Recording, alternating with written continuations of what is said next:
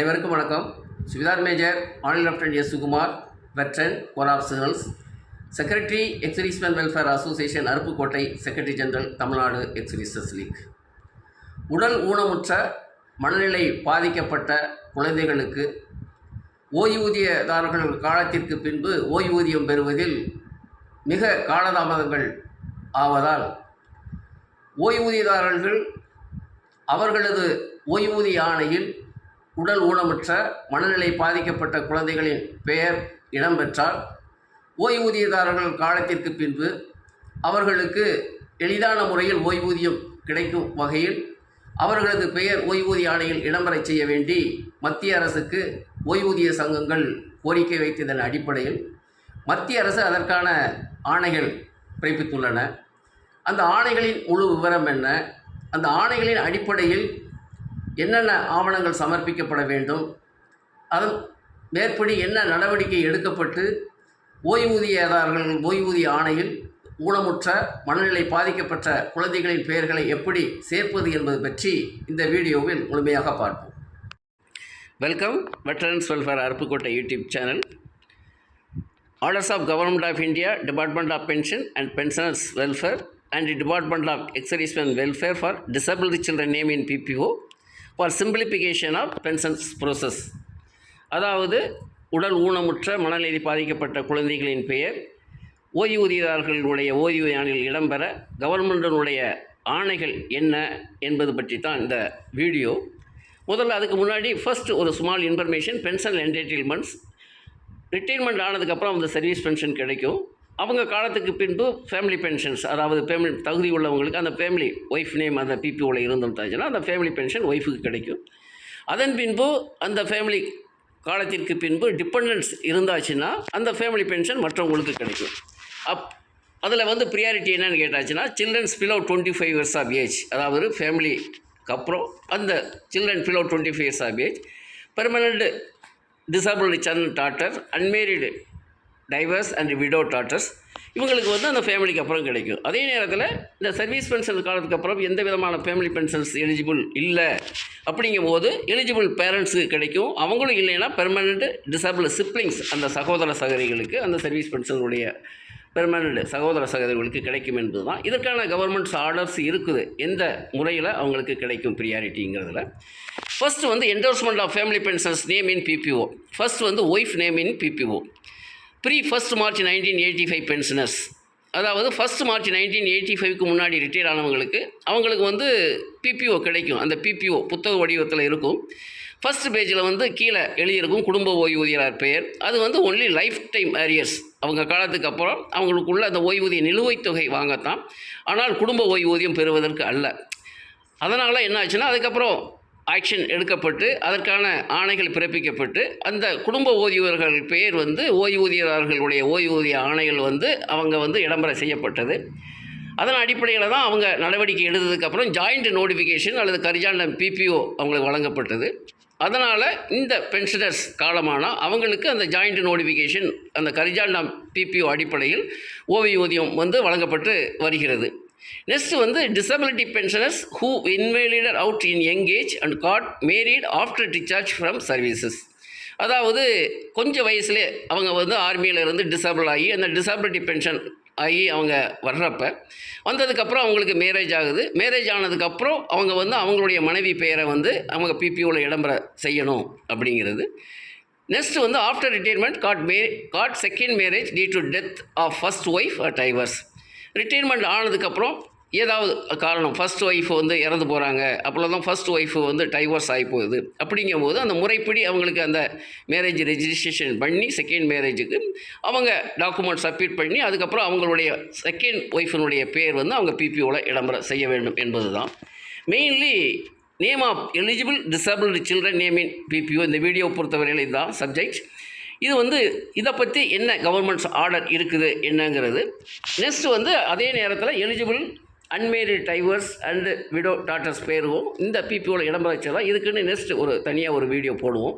இப்போது first government orders disabled children name in PPO, அதாவது first இந்த டிசபிள்டு சில்ட்ரனுடைய பெயர்கள் பிபிஓவில் இடம்பெற்றால் தான் அவங்க ஓய்வூதியர்கள் காலத்திற்கு பின்பு அந்த ஓய்வூதியர்கள் குழந்தைகள் டிசபிள் சில்ட்ரனுக்கு எளிதான முறையில் அவங்களுக்கு பென்ஷன் கிடைக்கணுங்கிறதுக்காக department of pensions welfare 1 July 2013 ஒரு லெட்டர் இஷ்யூ பண்ணியிருக்கிறாங்க. அதே மாதிரி டிபார்ட்மெண்ட் ஆஃப் எக்ஸரிஷன் வெல்ஃபேர் 15 மே 2015. இதன் அடிப்படையில் PCDS circular 550 9 October 2015. Department of எக்ஸரிஷன் வெல்ஃபேர் எந்த ஒரு கவர்மெண்ட் ஆர்டர் இஷ்யூ பண்ணாலும் அது பென்ஷன் சம்மந்தப்பட்ட விஷயமாக இருந்தால் அது பென்ஷனருக்கு அதை இம்ப்ளிமெண்ட் பண்ணுறதுக்கு அது ஒரு சுற்றறிக்கையை பிசிடி அவங்க ஒரு அறிக்கை வெளியிடுவாங்க. அந்த அறிக்கை தான் 550 9 October 2015. Next disability medical certificate from medical authority. அந்த டிசபிலிட்டி சில்ட்ரனுடைய பேர், ஊனமுற்ற சில்ட்ரனுடைய பேர் பிபிஓவில் இடம்பெறதுக்கு அதற்கான டிசபிலிட்டி மெடிக்கல் சர்டிஃபிகேட் அந்த மெடிக்கல் போர்டு வாங்கணும். அதுக்கான ஒரு கவர்மெண்ட் ஆர்டர் 15 மே 2015 இருக்குது. Next family pension to disability children even after marriage if fulfil other condition. இந்த டிசபிலிட்டி சில்ட்ரனுக்கு, ஊனமுற்ற குழந்தைகளுக்கு அவங்களுக்கு கல்யாணம் ஆனதுக்கப்புறம் மற்ற கண்டிஷன்ஸ் ஃபுல்ஃபில் ஆயாச்சுன்னா அவங்களுக்கும் இந்த ஃபேமிலி பென்ஷன் கிடைக்கும். அதற்கான ஆர்டர் இருக்குது. 17 ஜனவரி 2013 அதுக்குரிய சர்க்குலர் ஃபர்தர் 505. என்டோர்ஸ்மெண்ட் இன் பிபிஓ. இது நெக்ஸ்ட் என்ன முக்கியமான இது என்னன்னு கேட்டாச்சுன்னா, இந்த குழந்தைங்களுடைய டிசபிலிட்டி சில்ட்ரன், ஊனமுற்ற குழந்தைங்களுடைய பெயரை பிபிஓவில் இணைக்கிறதுக்கு அதுக்கு ஒரு அப்பண்டிசஸ் இருக்குது. அந்த அப்பண்டிசஸ் மூலமாக எல்லாம் கம்ப்ளீட் டாட்டா ஃபுல்ஃபில் பண்ணி அதை அனுப்பணும் சம்மந்தப்பட்ட ரெக்கார்டுக்கு. அதன் அடிப்படையில் தான் அவங்களுக்கு ஆக்ஷன் எடுத்து அவங்க பிபிஓவில் அந்த டிசபிலிட்டி சில்ட்ரனுடைய நேம் வரும். ஏற்கனவே இங்கே தமிழ்நாடு எக்ஸர்சைஸ் லீக்கை பொறுத்தவரை இந்த அருப்புக்கோட்டை எக்ஸர்சேஷன் ஆல்ஃபரேஷனில் 2 கேஸ் டேக்கப் பண்ணோம். அதில் ஒன்று அன்மேரிட் டாட்டர்ஸ் அவங்களுக்கு பிபிஓ வந்துருச்சு. நெக்ஸ்ட் மேரிடு டாட்டருக்கும் அவங்களுக்கு ஆக்ஷன் எடுத்தோம். இந்த ஆர்டர் படி அவங்களுக்கும் அந்த பிபிஓ கிடைச்சிருச்சு. இதுதான் government order. First department of Pension and Pension Order, inclusion of disabled children name in PPO to avoid delay in grant of pension when situation arises. அதாவது முதல்ல அந்த ஓய்வு காலத்திற்கு பின்பு அந்த தகுதியுள்ள குழந்தைகள் இருந்தால் டிசபிலிட்டி சில்ட்ரன், ஊனமுற்ற சில்ட்ரன் அவங்களுக்கு ஆக்ஷன் எடுத்தாலும் அந்த பல வருடங்கள் ஆனது. அதனால் இந்த சிம்பிளிஃபிகேஷன் ப்ரோசஸ் என்னங்கிறத பற்றி தான் இந்த விவரமான ஒரு கவர்மெண்ட் ஆர்டர். இந்த order department of pension welfare 1 July 2013 வெளியிட்டிருக்காங்க. Simplification of pension process for permanently disabled childrens. இதில் பேரா நம்பர் 5 எழுதியிருக்கிறாங்க. The name of permanently disabled children name ordered to the PPO issued to the retiring government servant if there is no other eligible prior claimant for family pension other than the spouse. அந்த பவுஸ் தவிர மற்றவங்க யாரும் இல்லைன்னா இந்த disability சில்ட்ரனுடைய பேர் இடம்பெறுவதற்கான உள்ள நடவடிக்கை தான் எடுக்கலாம் என்ற ஒரு ஆர்டர் தான். இதன் அடிப்படையில் மற்ற எலிஜிபிள்காரங்க என்னங்கிற விவரமும் இந்த லெட்டரில் கொடுத்துருக்குறாங்க. Next bank account for disability childrens. அவங்க பேரண்ட்ஸ் அந்த குழந்தைங்களுடைய டிசபிலிட்டி சில்ட்ரனுடைய ஊனமுற்ற குழந்தைங்களுக்கு பேங்க் அக்கௌண்ட் ஓப்பன் பண்ணி அதையும் இன்ஃபர்மேஷனில் அது சப்மிட் பண்ணணுங்கிறது தான். இதே department of pensions and பென்ஷனல் welfare உடைய லெட்டர். அதே மாதிரி இந்த டிபார்ட்மெண்ட் ஆஃப் எக்ஸரிஷன் வெல்ஃபேர் 15 மே 2015 ஒரு லெட்டர் எழுதியிருக்கிறாங்க. இந்த டிபார்ட்மெண்ட் ஆஃப் எக்ஸரிஷன் லெட்டர் படி பிசிடிஎஸ் சர்க்குலர் ஏற்கனவே சொன்ன மாதிரி 9 அக்டோபர் 2015 அவங்க வெளியிட்டிருக்கிறாங்க. அந்த எப்படி அதை பென்ஷனர்ஸ் அதை ஃபாலோ பண்ணணும் அப்படிங்கிறதுக்காக. இதுதான் அந்த மெடிக்கல் சர்டிஃபிகேட், டிசபிலிட்டி சர்டிஃபிகேட் வாங்குறதுக்கு 2015 அந்த ஆர்டரில் கிளியராக ஒரு இன்ஃபர்மேஷன் கொடுத்துருக்குறாங்க. இதில் என்னென்னா the certificate obtained from a medical board comprising of a medical superintendent, a principal or a director or head of the institution or his nominee as chairman of 2 other members, after which at least one shall be specialist in the particular area of disability. அதில் அந்த போர்டுடைய கம்பரைசன் எப்படி இருக்கணும், அந்த board எங்கேருந்து certificate வாங்கணும் அப்படிங்கிறது தான் இதில் கொடுத்துருக்குறாங்க. நாங்கள் பொதுவாக இப்போ முதல்ல இந்த மெடிக்கல் சர்டிஃபிகேட் கமாண்ட் ஹாஸ்பிட்டலில் தான் வாங்கிட்டு இருந்தாங்க. ஆனால் இப்போ அந்த எந்த ஏரியாவில் இருக்கிறாங்க அந்த டிஸ்ட்ரிக்ட்லேயும் அந்த டிஸ்ட்ரிக்டில் உள்ள டிஸ்ட்ரிக்ட் ஹெட் குவார்ட்டர்ஸ் ஹாஸ்பிட்டலில் கவர்மெண்ட் ஹாஸ்பிட்டலில் அந்த மெடிக்கல் சர்டிஃபிகேட் வாங்கலாம். அதன் அடிப்படையில் தான் நாங்கள் வாங்கி அந்த அப்ளிகேஷன்ஸ், அந்த டிசபிலிட்டி சில்ட்ரன்ஸுடைய அப்ளிகேஷன் இந்த மெடிக்கல் சர்டிஃபிகேட்டோட ஃபார்வேர்ட் பண்ணுற ரெக்கார்டுக்கு. நெக்ஸ்ட் அந்த ஃபார்ம், இந்த டிசபிலிட்டி சர்டிஃபிகேட் வாங்கக்கூடிய ஃபார்ம், இந்த ஃபார்மில் தான் அந்த மெடிக்கல் போர்டு கையெழுத்து போடுவாங்க 3 பேர்.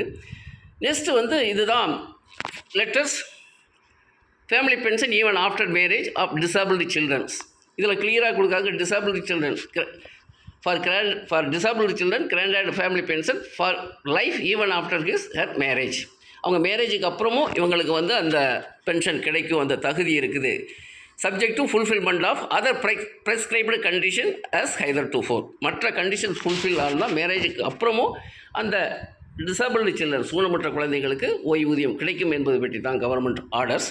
நெக்ஸ்ட் வந்து ஃபேமிலி பென்ஷன்ஸ் உடைய இந்த சர்க்குலர், அது வந்து நம்ம கவர்மெண்ட் ஆர்டர், இது வந்து பிசிடிஎனுடைய சர்க்குலர், அந்த எப்படி வந்து அதை ஃபாலோ பண்ணணும் இன்ஸ்ட்ரக்ஷன் இதில் கொடுத்துருக்குறாங்க. இது வந்து next submission of appendix to record for endorsement of disabled children name in PPO. DSW department of எக்ஸிபிஷனுடைய லெட்டர் வந்து 15 ஜூலை 2016 வெளியிட்டிருக்கிறாங்க. அதன் அடிப்படையில் பிசிடிஏ சர்க்குலர் வந்து 3 ஜனவரி 2017 சர்க்குலர் நம்பர் 572 வெளியிட்டிருக்கிறாங்க. இதன் முறைப்படி தான் இதில் அவங்க எல்லாமே எப்படி அந்த இன்ஸ்ட்ரக்ஷன் கொடுத்துருக்குறாங்க, எப்படி வந்து அவங்க அந்த அப்பண்டிக்ஸை சப்மிட் பண்ணணுங்கிறது தான். இதுதான் இந்த முறைகள். இது வரைக்கும் நம்ம பார்த்தது எல்லாமே government orders, department of pension and பென்ஷனல் welfare, department of exhibition welfare, PCDS circular. இந்த டிசபிள்டு சில்ட்ரன் நேம் பிபிஓவில் எப்படி இடம்பெற செய்யணும், அதுக்குள்ளே என்ன விவரங்கள், அந்த ஆணைகள் என்ன கூறப்பட்டுள்ளது என்பதை பற்றி விவரமாக பார்த்தோம். இது வந்து ஒரு விழிப்புணர்வு வீடியோ தான். ஏன்னா ஏற்கனவே நாங்கள் வந்து 2 பேருக்கு, அதாவது மேரீடு டாக்டர் டிசபிள் டாக்டருக்கு ஒன்று வாங்கி அந்த அவங்களுடைய பிபிஓவில் ஓய்வூதியர் பிபிஓவில் இடம்பெற செய்து பிபிஓ வந்துருச்சு, ஒன்று அன்மேரிட் டாக்டருக்கு வந்துருச்சு. இப்போ 3 கேஸ் நடந்துக்கிட்டு இருக்குது. ஏன்னா இது ஒரு விழிப்புணர்வை ஏற்படுத்தணுங்கிறதுக்காகத்தான் ஏற்கனவே நாங்கள் இந்த ஒரு வீடியோ வெளியிட்டிருந்தோம். ஃபஸ்ட்டு என்டோர்ஸ்மெண்ட் ஆஃப் ஃபேமிலி பென்ஷனுங்கிறது அதில் வந்து ஃபஸ்ட்டு, செகண்ட், தேர்டுன்னு. அதில் ஒரு சிலர் வந்து அந்த கமெண்ட்ஸ் கொடுத்துறாங்க, இந்த டிசபிள்டு சில்ட்ரன் பற்றி நீங்கள் வீடியோ போடலையே, அதை குயிக்காக வந்து ரிலீஸ் பண்ணுங்கன்னு கேட்டுக்கொண்டதுனால தான் இந்த வீடியோ இப்போ வந்து நாங்கள் வெளியிடுறோம். நெக்ஸ்ட் வீடியோ வந்து என்னென்னு கேட்டால், action by pensioners for inclusion of disabled son or daughter name in surviving pensioners PPO. Next வந்து இப்போது நம்ம ஆர்டர்ஸ் என்னென்னு பார்த்துட்டோம். அந்த ஆர்டர் படி என்னென்ன டாக்குமெண்ட்ஸ் தேவை, அந்த டாக்குமெண்ட் வச்சு அந்த சம்மந்தப்பட்ட ரெக்கார்டுக்கு நம்ம சப்மிட் பண்ணி, அப்புறம் பிசிடியிலிருந்து அந்த பிபிஓ டிசபிள்டு சில்ட்ரன் பெயர் இடம்பெற்று கிடைக்க பெறுவதற்கு என்னென்ன நடவடிக்கைகள் எடுக்க வேண்டும் என்பதை பற்றி நெக்ஸ்ட் வீடியோவில் விரிவாக பார்ப்போம். இதுதான் ஏற்கனவே நாம் சொன்ன மாதிரி டிசபிள்டு சில்ட்ரன் நேமின் பிபிஓ பற்றி கவர்மெண்ட்ஸ் ஆர்டர்ஸ் பார்த்தோம். நெக்ஸ்ட் வீடியோவை பொறுத்தவரை அதுக்கு என்னென்ன நடவடிக்கைகள் எடுக்கணுங்கிறத பற்றி பார்ப்போம். இது வரைக்கும் இந்த வீடியோ கேட்டமைக்கு மிக்க நன்றி. தேங்க்ஸ் ஃபார் வாட்சிங் and listening. Share the video for more awareness amongst ESM for their better use. Jai Hind. வணக்கம். வாழ்க வளமுடன்.